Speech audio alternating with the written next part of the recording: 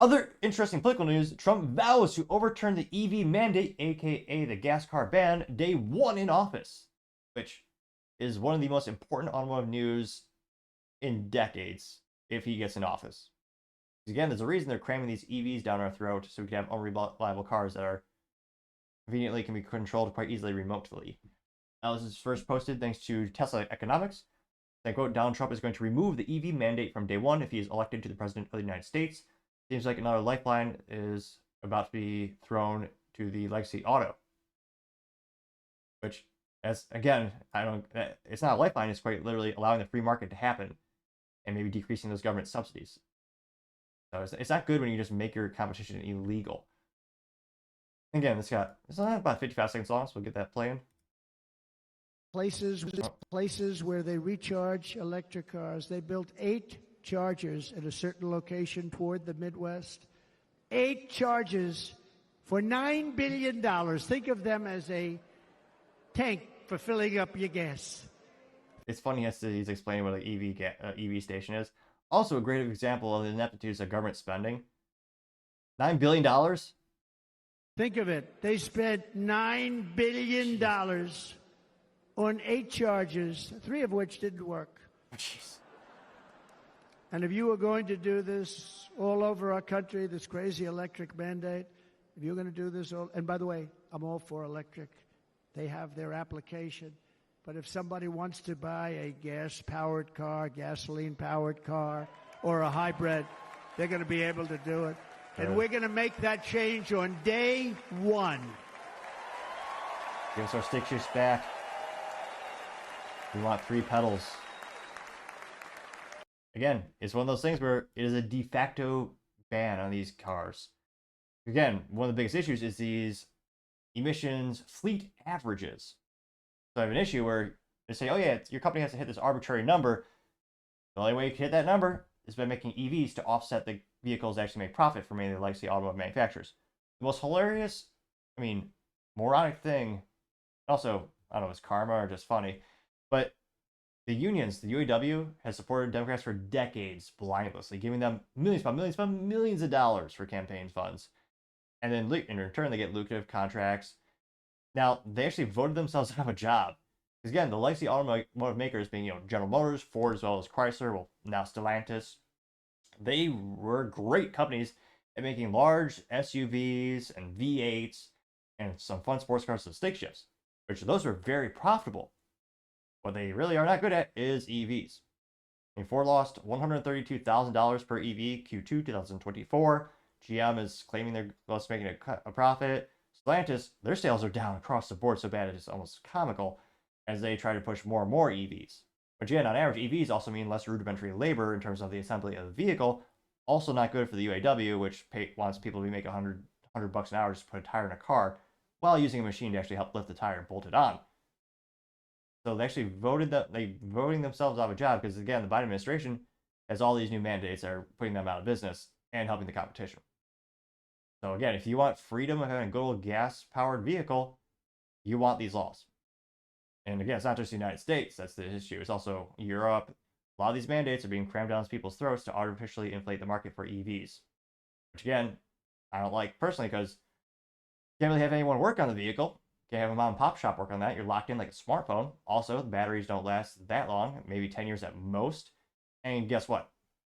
Some people like to get an ROI or some people actually want a vehicle that'll last for a long part of their life. So they have to buy a disposable vehicle, which EVs are inherently disposable by their architecture. General Motors actually has an issue or design, they think it's smart, to have the battery be a structural component of the vehicle. So if you get rid of the battery, you get rid of the whole vehicle basically.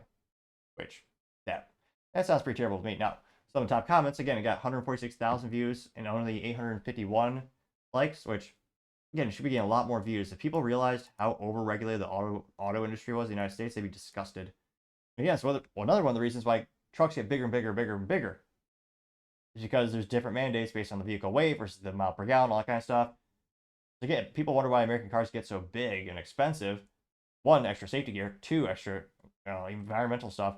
And interestingly enough, even more BS, they want your vehicle to be more disposable with the Cadillac, with the DEET. This not the DEET, I apologize. there are a couple of issues that you have to with the trucks, especially with the additives, which, again, I don't have a truck, unfortunately. But I do love my little Honda Civic Si. It does have a stick shift. But the additives with the diesel actually is, they say it's good for the environment. It is in the short term in terms of emissions, which is worse for the engine. It makes the vehicle disposable, which, hilariously enough, or hypocritically enough, well, the U.S. government doesn't have all those catalytic converters, and they don't have the the debt, the Dexo. Well, they don't have the additives for their trucks because, again, they want reliability. Rules for thee, but not for me. Typical government. Now, showing down to some of the top comments. Believe on Jesus Christ says Elon wants it removed. He said that yesterday, getting 226 likes. Which actually, I mean, actually, I think would be better for Elon if there weren't anything propping up the legacy automotive manufacturers. Because again, then they would focus on things that make them money, and inherently, that would be the gas stuff. Scroll down more and more. Dominant Ingus says better than artificially popping up bad EVs. Tesla products will sell themselves, getting 259 likes. Micro Macro says this will probably just hurt legacy auto because they won't be able to make affordable EVs. Tesla is the benefactor in this case, getting 269 likes. Sean Ecker says mandate isn't needed. Let the government get the government out of it, getting 172 likes, which would be nice to get more of a free market. Going down more and more. Stanley says better product wins, which is Tesla, getting 26 likes.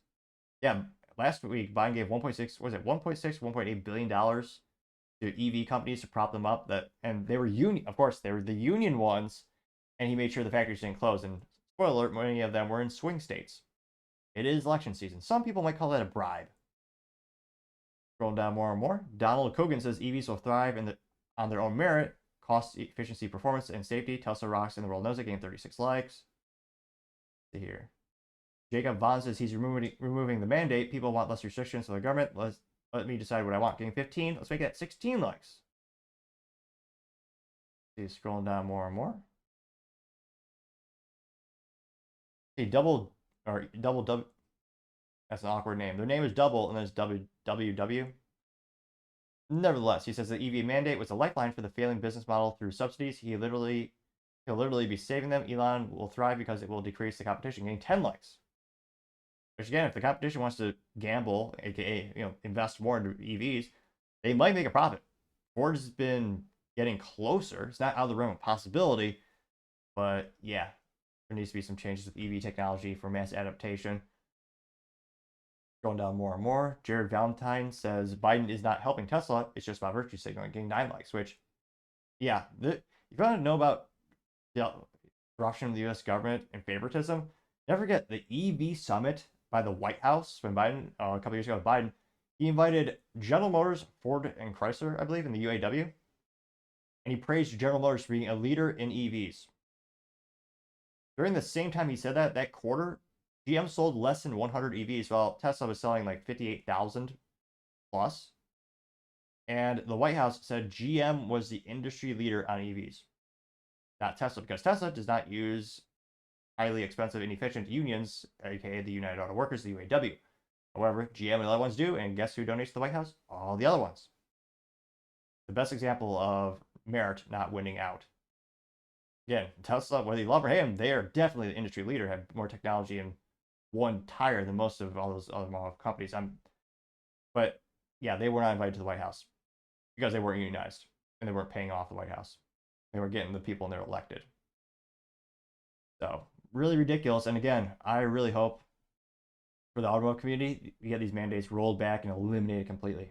Again, one of the biggest reasons you have stick shifts, less and less modern vehicles, because nowadays they're actually not as fuel efficient as automatic transmissions. Back in the day, they were, but now they're less efficient. And again, the government mandates are pushing efficiency, rather more accurately, they're pushing not the efficiency of like owning it like an ROI for the vehicle. They're pushing just the short-term fuel economy and safety of the vehicle, which is another reason why they're so expensive.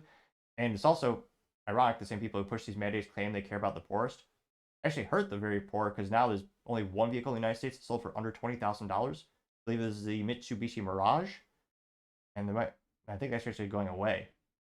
So yeah, all these mandates make the vehicles heavier, more expensive, and out of reach for most Americans, and it's getting worse and worse. But let me know in the comments, do you think we need to decrease regulation? I mean, the amount of regulation in the automotive industry is ridiculous. You're talking phone books upon phone books. So they might date myself. I know some people might not even know what a phone book is these days. But let me know in the comments. As always, be fascinated to hear what you have to say. Thank you, everyone, for taking the time to tune in. Again, trying to get to 4,000 subscribers by the end of the month. So if you could click that button, I would greatly appreciate it. Also, leaving a thumbs up, thumbs down, or comment is a great way to give me some additional feedback, letting me know how I can make the show better and better. Lastly, don't forget to take the time to tell your family, tell your friends, tell your coworkers, heck, tell your enemies, tell anyone and everyone. Just stay safe, fight the good fight.